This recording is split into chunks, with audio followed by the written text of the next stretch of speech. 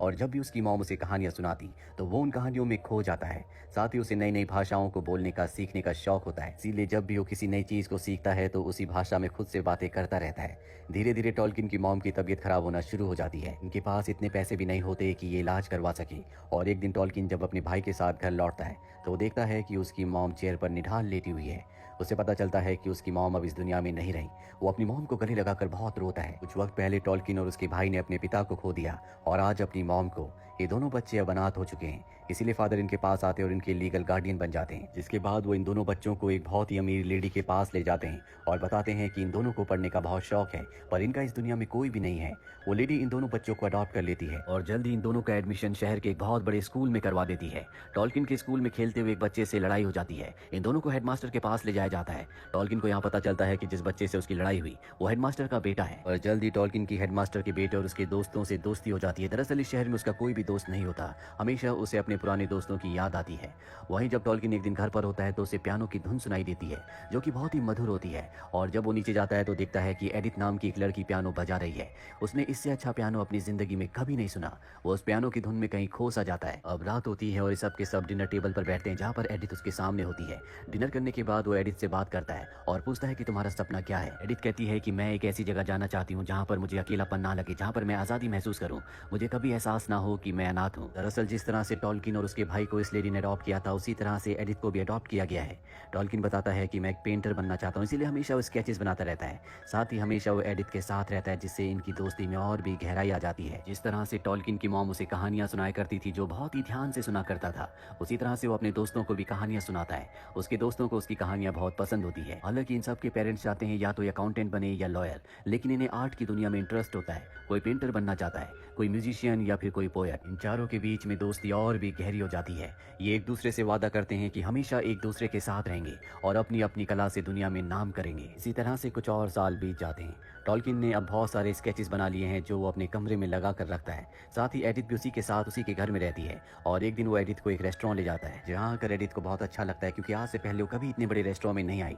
Tolkien उसे बताता है कि मैं एक कहानी लिख रहा हूँ जो कि एक ऐसी जगह के बारे में है जहाँ पहुँचना बहुत मुश्किल है क्योंकि उसके चारों तरफ घना जंगल है। दरअसल ये कहानी है जिसका नाम सेलर डोर है। और जब इस कहानी को एडिथ को सुना रहा होता है तो एडिथ इस कहानी में खो जाती है। दरअसल ये दोनों एक दूसरे से अब बहुत प्यार करते हैं। इसके बाद वो अपने दोस्तों से भी एडिथ को मिलाता है जहाँ पर उसके दोस्त एडिथ को बताते हैं कि वो भी कुछ ना कुछ क्रिएटिव काम करना चाहते हैं। टॉल्किन का वो दोस्त जो म्यूजिशियन बनना चाहता है वो एडिथ से म्यूजिक के ऊपर बात करता है। ये दोनों आपस में बहुत सारी बातें करते हैं लेकिन धीरे धीरे इनके बीच में डिबेट होना शुरू हो जाती है, इसीलिए टॉल्किन उसे वहां से लेकर चला जाता है।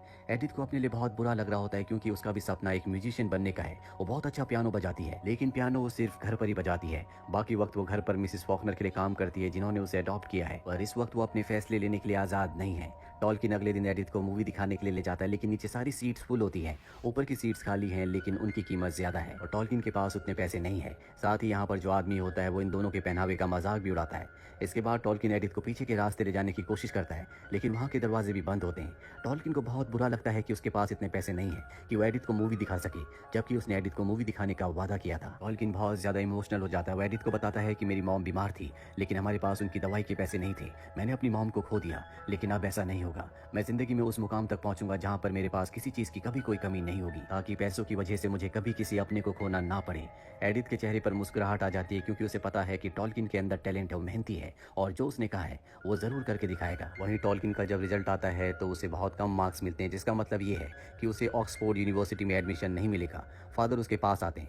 फादर उसके और एडिथ के बारे में सब कुछ जानते हैं। उन्हें लगता है सब कुछ एडिथ की वजह से हुआ है क्योंकि वो ज्यादा से ज्यादा वक्त एडिथ के साथ बिताता है। और जब उसका एग्जाम था वो एक दिन पहले वो एडिथ के साथ मूवी देखने के लिए भी गया था। फादर कहते हैं कि तुम्हें एडिथ से दूर रहना होगा, ये कहकर वो चले जाते हैं। रात को एडिथ और टॉल्किन एक साथ एक कमरे में होते हैं। टॉल्किन कहता है कि मेरे पास एक और मौका है कि मैं ऑक्सफोर्ड यूनिवर्सिटी जा सकता हूँ और इसके लिए मुझे अच्छे मार्क्स लाने होंगे और हम दोनों अगर साथ रहे तो मेरे अच्छे मार्क्स कभी नहीं आएंगे क्योंकि मैं ज्यादा से ज्यादा वक्त तुम्हारे साथ बिताता हूँ। एडिथ को भी उसकी बात समझ में आ जाती है और ये तय करते हैं कि ये अपनी रिलेशनशिप को अब यहीं पर खत्म कर देंगे। कुछ और वक्त बीत जाता है और अब टॉल्किन का एडमिशन ऑक्सफोर्ड यूनिवर्सिटी में हो चुका है जहाँ पर उसका फ्रेंड यानी कि हेडमास्टर का बेटा भी है। यहाँ हमेशा टॉल्किन एडिथ की यादों में खोया रहता है जो उसके दोस्त को बिल्कुल अच्छा नहीं लगता। इन दोनों के बीच में आर्ग्यूमेंट्स हो जाते हैं जिसमें टॉल्किन उसे एक पंच भी मार देता है लेकिन वो उसकी इस बात को माइंड नहीं करता क्योंकि वो जानता है कि टॉल्किन का उनके अलावा कोई भी नहीं है। टॉल्किन अब इनके लिए सिर्फ दोस्त नहीं बल्कि एक परिवार है। टॉल्किन एडिथ के लिए एक लेटर भी लिखता है, लेकिन उसके अंदर हिम्मत नहीं होती कि वो उस लेटर को पोस्ट कर दे। इसी तरह से कुछ और वक्त ऑक्सफोर्ड यूनिवर्सिटी में बीत जाता है और एक दिन इन्हीं के कॉलेज के एक प्रोफेसर, जो कि फिलोलॉजिस्ट होते हैं, यानी कि वो अलग अलग भाषाओं में स्टडी करते हैं, उनकी नज़र टॉल्किन पर जाती है। टॉल्किन का जो काम होता है उन्हें बहुत अच्छा लगता है, क्योंकि बचपन से टॉल्किन को अलग अलग भाषाओं को सीखने का शौक था। टॉल्किन को भी एहसास होता है कि उसका असली पैशन नई नई भाषाओं को सीखने का है। प्रोफेसर उसे कहते हैं कि तुम मेरी क्लास को अटेंड कर सकते हो, जो सुनकर टॉल्किन को बहुत अच्छा लगता है। वो उनकी क्लास अटेंड करने के लिए जाता है, पर जल्द ही पता चलता है कि जर्मनी ने बेल्जियम के ऊपर अटैक कर दिया है। ये वर्ल्ड वॉर 1 की शुरुआत होती है, इसीलिए टॉल्किन और उसके दोस्त आर्मी ज्वाइन कर लेते हैं और अपनी ड्यूटी पर जाने से पहले वो उस लेटर को जो उसने एडिथ के लिए लिखा था उसे पोस्ट कर देता है। शाम को ये चारों दोस्त एक साथ होते हैं, क्योंकि अब ये दोनों के दोनों फ्रंट साइड पर जा रहे हैं जहाँ पर वॉर चल रही है। इन्हें नहीं पता कि ये इसके बाद कभी मिल पाएंगे भी या नहीं। अगली सुबह इस जगह से निकलने से पहले टॉल्किन से एडिथ मिलने के लिए आती है और बताती है कि अब मैं बच्चों को पियानो सिखाती हूँ, लेकिन मुझे उस काम में बहुत मजा नहीं आता। टॉल्किन को लगता है कि उसकी एंगेजमेंट हो चुकी है और एडिथ उसे इस बारे में कुछ नहीं बताती कि उसकी एंगेजमेंट हुई है या नहीं। इसके बाद वो अपने शिप की तरफ जाने लगता है। एडिथ पीछे से उसे देख रही होती है और तभी वो भागता हुआ आता है, एडिथ को अपने गले से लगा लेता है और कहता है कि मैं जानता हूँ कि तुम्हारी एंगेजमेंट नहीं हुई है, मैं जल्दी लौट कर आऊंगा, मैं तुमसे बहुत प्यार करता हूँ, तुम मेरा इंतजार करना। इसके बाद वो फ्रंट साइड चला जाता है जहाँ पर जंग चल रही है। कहानी वापस प्रेजेंट में आती है, जहाँ पर टॉल्किन ये सब कुछ सोच रहा होता है। दरअसल टॉल्किन को फीवर हो चुका है। तभी उसके पास एक सोल्जर आता है और कहता है कि हम तुम्हारे दोस्त को ढूंढने के लिए जा रहे हैं। और चारों तरफ जंग चल रही होती है, उसे अपना दोस्त कहीं पर भी नहीं दिखाई देता और बहुत ज्यादा बीमार होने की वजह से वहीं पर बेहोश हो जाता है। जब उसे होश आता है तो उसके सामने एडिथ होती है, जो उसे होश में आता हुआ देखकर बहुत खुश हो जाती है। वो उसे बताती है कि उसके 2 साथी जंग में शहीद हो गए, जबकि उसका तीसरा साथी, जो कि हेडमास्टर का बेटा था, उसने अपना दिमागी संतुलन खो दिया है। टॉल्किन ये सुनकर पूरी तरह से टूट जाता है, क्योंकि उसके दोस्त ही उसका परिवार थे। कुछ साल बीत जाते हैं और टॉल्किन को दिखाया जाता है जिसने एडिथ से शादी कर ली है। उसके 4 बच्चे भी है, साथ ही वो ऑक्सफोर्ड यूनिवर्सिटी में प्रोफेसर है। टॉल्किन आज भी अपने दिमाग में अलग अलग कहानियां बनाता रहता है, जो कि इमेजिनेशन की दुनिया है, और वो अपनी कहानी लिखना शुरू करता है जिसका नाम होता है द हॉबिट, जो 1937 में पब्लिश हुई, जब टॉल्किन 44 साल के थे। इसके बाद उन्होंने लॉर्ड ऑफ द रिंग्स भी लिखी और ये किताबें दुनिया में बहुत प्रसिद्ध हुई। साथ ही टॉल्किन का वो दोस्त जॉफ्री, जो कि पोएट बनना चाहता था, उसने भी बहुत सारी पोएम्स लिखी थी जो उसकी मॉम ने पब्लिश की।